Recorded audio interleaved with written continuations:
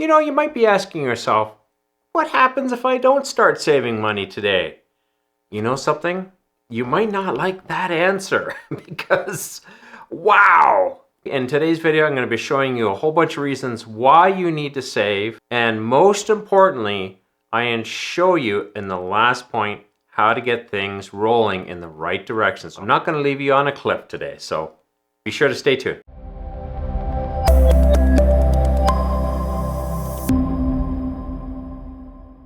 Hi, Frank Thomas here from Wealth Generation Strategies, and today we're going to be talking about the whole topic of what happens if you don't save money today. Wow, that's a big topic, and there's a lot of reasons, especially in today's day and age. I have never heard so much doom and gloom in the job market, the economic market, inflation, you name it. It's just, what is going down in Jackstown? You know what I mean? Let's get started right away. One of the things that I'm seeing more than anything else right now is the first one, and that's wars and rumors of wars. We say we're in an enlightened society, but I'm starting to doubt that one because, there is all the unrest in the Middle East. There's the unrest between Russia and Ukraine. There is now unrest with US and Russia. We'll see what happens there. Iran is in the situation. Oh my goodness gracious. China is rumbling.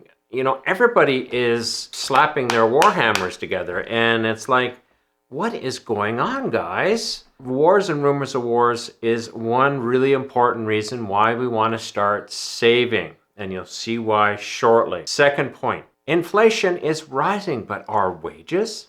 That's a good question. I am finding that people, if they can get a job, did you hear that? Are finding that they are not rising with the cost of inflation. Inflation might be only 2 or 3%, but if you do some forecasting 10, 15, 20 years out, inflation can absolutely bury you, because what costs you $1,000 today could cost you $10,000 in a few years, believe it or not. And you need to make sure that your wages are rising with inflation, and I'm just not seeing that happen right now. A lot of companies are sucking back and people are holding on to their jobs. Whenever there is more jobs than there are people, wages go up. But when there's more people than there are jobs, wages go down or they are static. And that's what we're seeing right now. There's, with the advent of a lot of pressures that I'm going to be talking about in a second here, there's less jobs and more people looking for jobs, so wages are not rising with inflation, and that's a really important point. Again, another good reason when you can save. Let's get to point number 3, and that is all about economic pressures outside of your household, and that's things like tariffs and national debt. Why do I throw national debt into this one? Simple. National debt matters. It drives interest rates up across the board over the long term. It's scary to see countries get into trillions of dollars of debt. It is scary because that means every man, woman, and child in that country has a certain debt load. I discovered that in the United States, each man, woman, and child owes just over $100,000 in debt through the government. Scary, scary, scary, scary. And you know who's paying those interest rates? You and me, the little guy. It always happens. So again, another reason why we want to learn to save. These economic pressures are very real. They're there, and we have to watch out for them. But before we get to the fourth point, which is a really important one, you want to hear this one, be sure to subscribe and like this video if you're enjoying it. It really helps out the channel, and if you want to see more from this guy right here, be sure to subscribe. Thank you so much. Point number 4, the shrinking middle class. This is a topic I've talked about before, but I believe it's a very real thing. So where does the middle class go? What happens is we get into a situation where a country will have the haves and have-nots, and the middle class are kind of in between. They have, but they're not rich, okay? So what happens is, as the middle class shrinks, the have-nots increase and the haves stay about the same, or they decrease. But the middle class in general shrinks, and that's a bad place to be. The only way to go from being a have-not to being a have, again, you heard it right, is to save. And you'll see why that's so important when we get to the very last point. Point number 5. This is a big one. This is a very big one.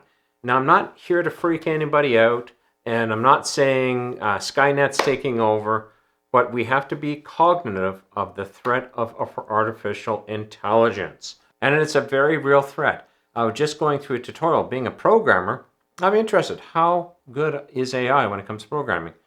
We're in trouble.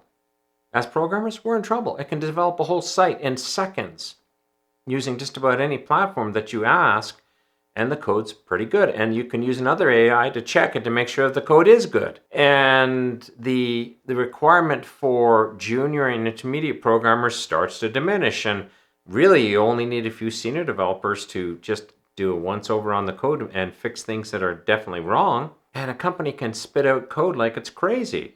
So is artificial intelligence a real threat? You bet. And it's just not in the coding realm. They're saying, they, as in lots of predictions I've been watching, so I can't really pin a authoritative source to this, but I'm hearing over and over again, the white class is going to diminish by at least 50% in the next 2 to 5 years.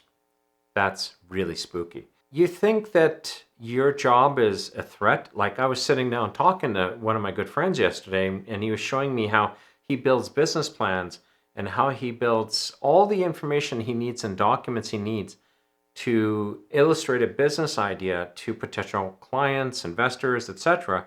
He can do it all with AI in a matter of a couple of hours, and he's spent out of pocket maybe $50 having somebody go in and just kind of tweak and tag things for him. And what would take and cost him hundreds if not thousands of dollars now costs him either nothing or 20, 30, 40, $50 and a couple hours of his time. So he's able to generate a lot more information a lot faster. So is AI marching for your job? Watch out, baby. It could be a thing. Again, how do we counteract the threat of AI? Saving is the answer again. And point number 6 is that a possible answer, and that is saving. But we save with purpose. Now, the important thing about this is we save with a purpose that we can generate at least a 5 to 10% return, if not more, on that money. And we try to make sure it's as guaranteed as physically possible. Nothing in life is guaranteed, especially investments. But we do try very hard to get as good a guarantee as we can on our investments. And we use things like diversification. We use things like multiple countries, multiple industries, multiple everything to help mitigate any risk we would be taking on. But the whole idea I like here is to look into getting good dividend-based money products such as ETFs, exchange-traded funds, or stocks. I love Coke. You only get 4 or 5% on the dividend, but it does increase in value. So if you add that in, it's definitely in the 10%, if not more range over the long haul. But we want to have that built in. Now, what happens is, in the beginning, it's not very exciting. And I'm going to be straight up with you. When you've only got $10,000 and you're getting 10%, every year you're generating $1,000 in dividends. And if you break it down by month, it's less than $100 a month. So it's not very exciting. But what happens when you have $100,000? All of a sudden, you're generating $10,000 of dividends that can be contributed into your household. Now, that's becoming sizable. It is on a yearly basis. You can't live off of $10,000 a year, at least not in North America, but it's getting close to $1,000 a month. Now, what happens if you save $200,000? Now you're generating $20,000. Now it starts becoming a tangible amount. And what happens if you get better at your investing skills and you build a full portfolio, diversified portfolio that gets 15% and not 10%? What does that mean? At 15% on $200,000, your dividend return could be in the neighborhood of $30,000 a year, or pretty darn close to $3,000 a month. It won't be $3,000 because we've got 12 months, not 10. So let's say $2,500 a month. Now that can make a huge difference. Let's say you're squeaking by on the JOB and then you inject another $2,000 into your monthly income. Wow, that can be a life-changing decision. So should you be saving? Yes, absolutely. And that's where I'm at right now. I'm in a position where I've actually decided to cash out my house, and I'm just waiting for that to happen. And we are going to be very close to $500,000, which means with how I'm investing, because I'm getting better than 15%, and I'll have more than 200,000, I'll be generating about $6,000 a month in overall dividends. Now that starts to become sizable. Now it's not all mine. I still have to pay some taxes on that, but dividends are favorably taxed in a straight trading account. So I can do really well with that. So and it becomes a very viable method. Now my wife or myself or the two of us can go do whatever we want. We can volunteer part-time or work part-time. So we can partially retire. So we feel like we can still do something, but we are just 100% okay. And it makes it possible for us to own a house. It makes it possible for us to live. It makes it possible for us to travel. And all these things are possible because we have saved. So should you start saving today? Absolutely. Frank Thomas here. If you've enjoyed this video, be sure to watch this video here. It's called Last Minute Wealth Hacks.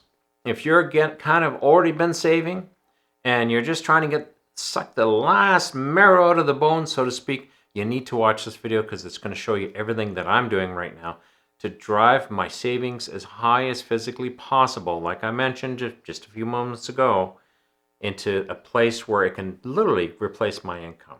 So be sure to watch that video. Otherwise, thank you so much for joining me today. I hope you've enjoyed this video, and we'll talk to you again soon. Let's get wealthy together. Talk to you again.